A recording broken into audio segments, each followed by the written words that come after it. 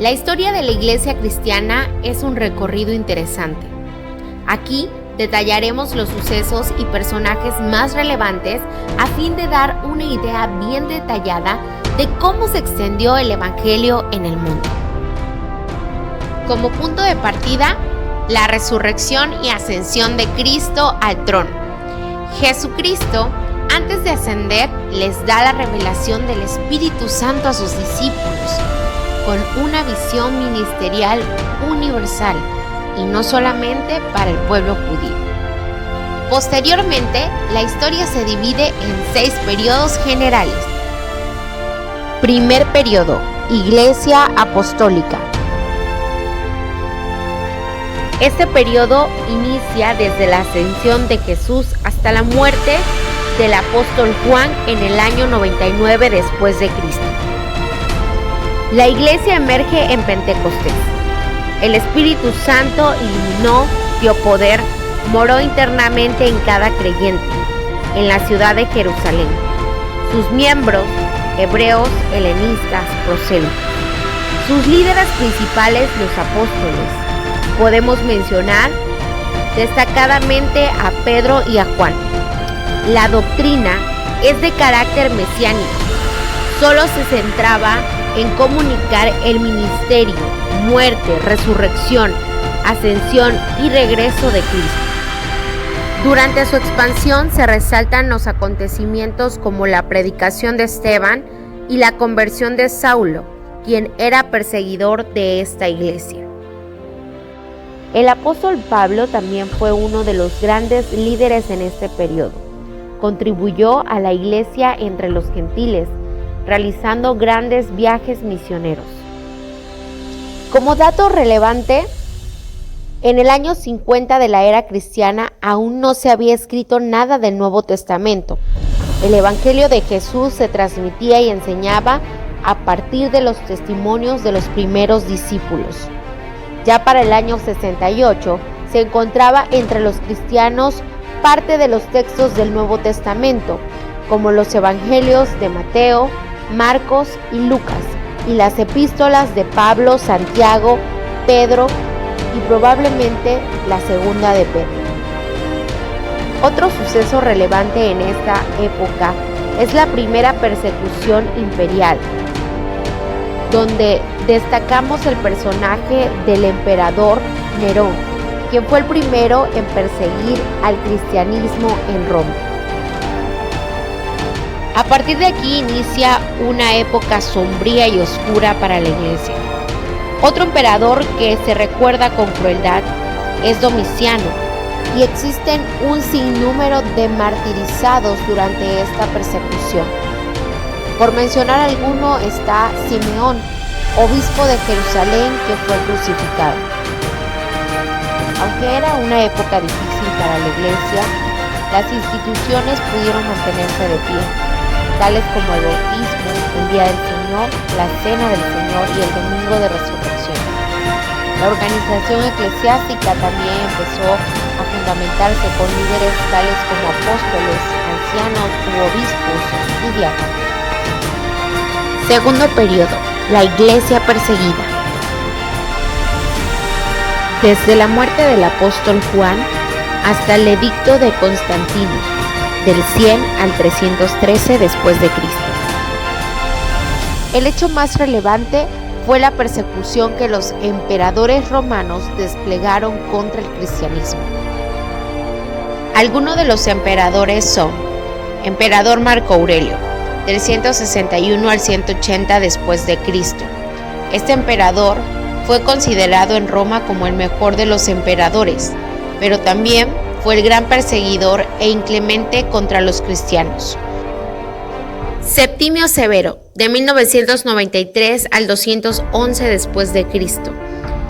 Este terrible gobernador arremetió contra la iglesia cristiana, llegando a ser considerado como el anticristo. La última persecución imperial fue la más terrible de todas. Se da de los 303 a los 310 después de Cristo. Se emite un edicto para quemar todas las copias de la Biblia. Se ordena la destrucción de todas las iglesias del imperio. Se ordena a que no se anunciaran sus creencias. Sin embargo, la persecución imperial en el año 313 después de Cristo, con Constantino, quien en ese tiempo no era cristiano, emite el memorable Edicto de Tolerancia. La organización eclesiástica eran obispos encargados como autoridades locales. En esa época la doctrina que se desarrolló fue una doctrina de intelecto. La fe se sostenía por un medio de un sistema doctrinal muy riguroso e inflexible. Los integrantes de la iglesia fueron cada vez menos judíos. Se incrementaron los pensamientos influidos por los griegos y se crearon herejías y doctrinas diversas. De estos grupos habían tres principales.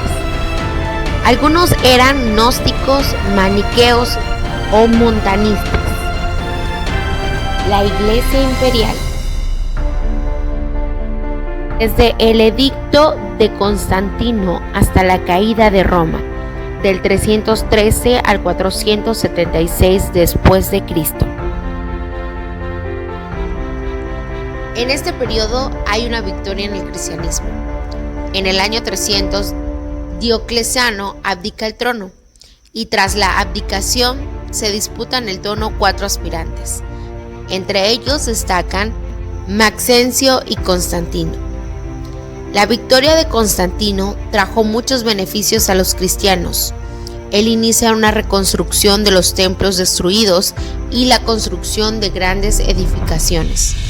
También se proclama el primer día de la semana como el día de descanso y Constantino toma la cruz como emblema de su ejército.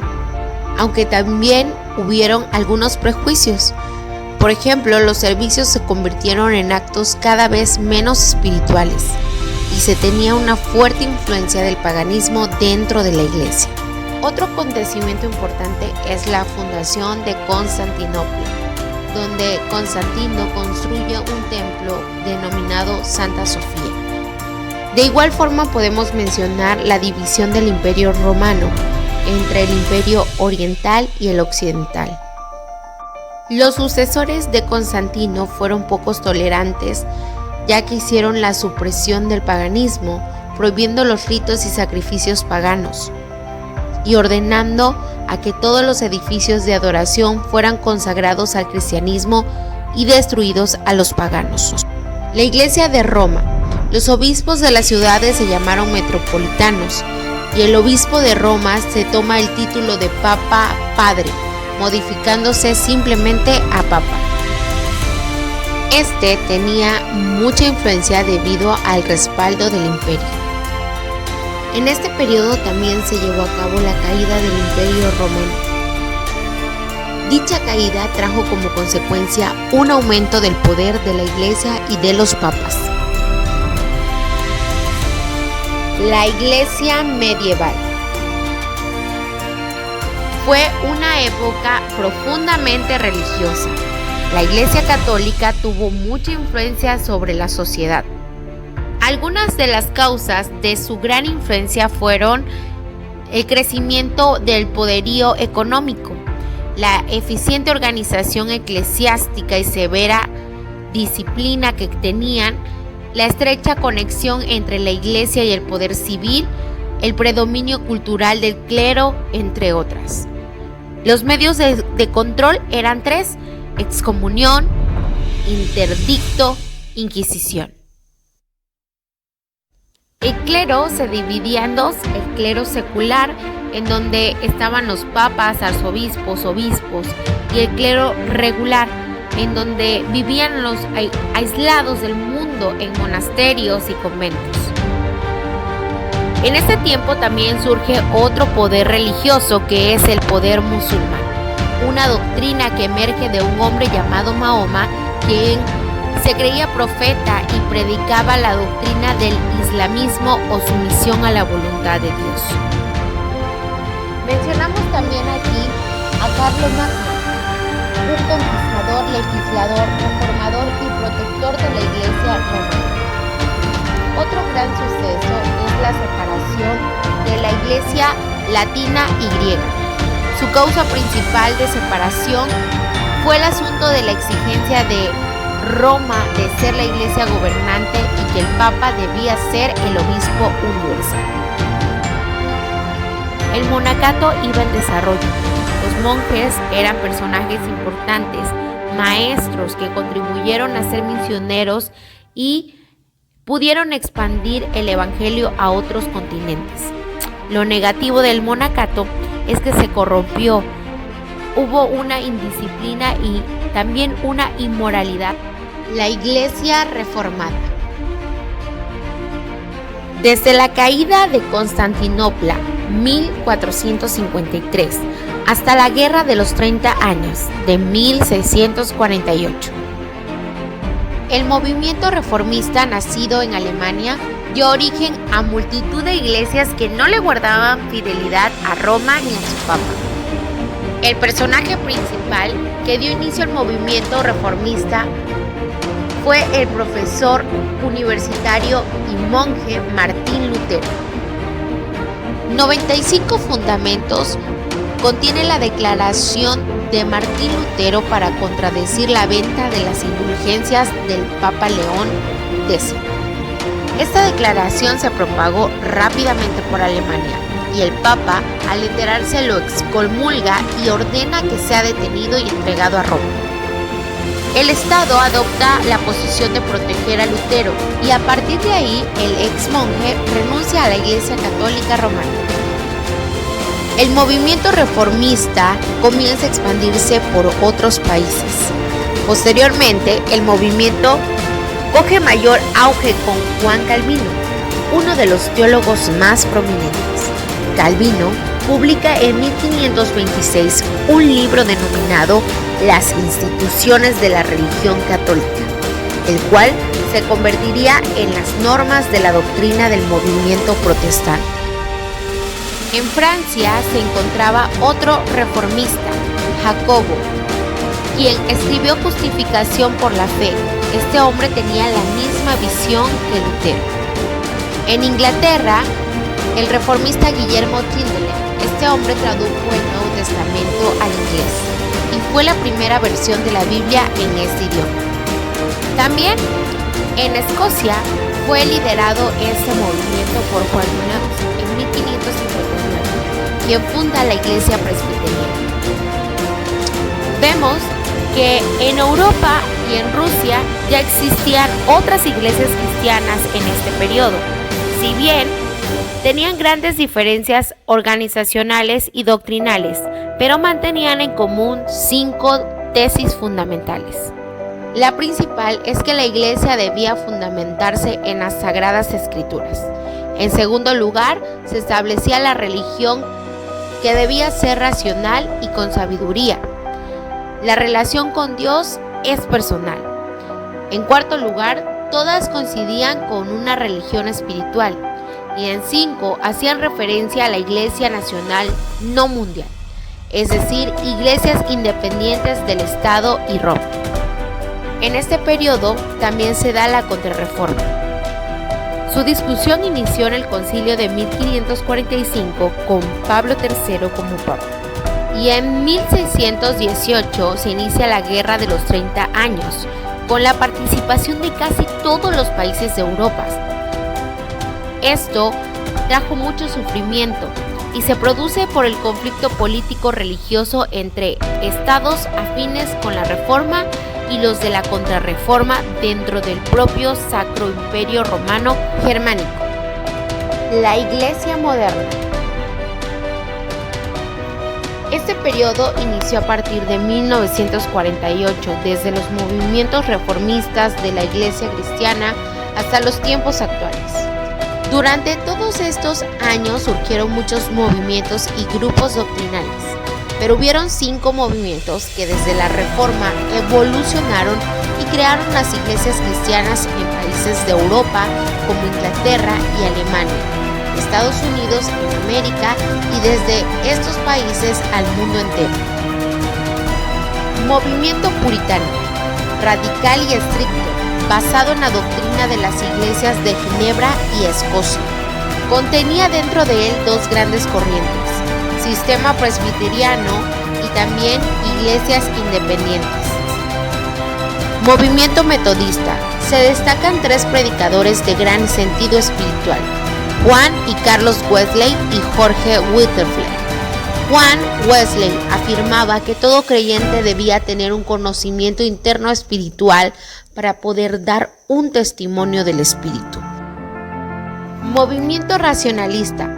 Se permitía el derecho de que cada persona se hiciera su juicio en cuanto a la religión, de lo que pensara de la Biblia y de la autoridad de la Iglesia. Surgieron entonces algunos estudiantes que se hacían llamar racionalistas, los cuales decían que la Biblia debía de interpretarse más con la razón que con la espiritualidad. Movimiento anglo-católico. Representa personas con creencias y prácticas que se basan en el anglicanismo, acentuando su herencia e identidad católicas de las iglesias anglicanas. Este movimiento surge en la Universidad de Oxford en 1875 y busca separar la Iglesia de Inglaterra del movimiento protestante reformista. Y llegamos al movimiento misionero moderno. El Evangelio de Jesús hoy en día se puede escuchar en muchas partes, no solamente en las iglesias. Y esto es que hay muchos hombres y mujeres que decidieron emprender todo en la obra de un movimiento misionero moderno, siguiendo la orden dada por Jesús en la Gran Comisión. En este último apartado mencionaremos las iglesias cristianas en Norteamérica.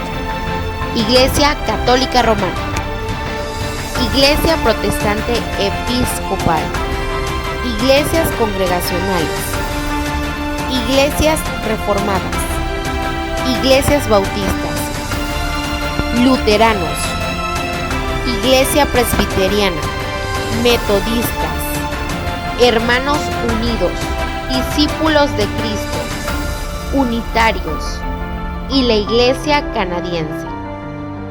Un gran camino recorrido hasta aquí. La comisión sigue siendo la misma: id y haced discípulos.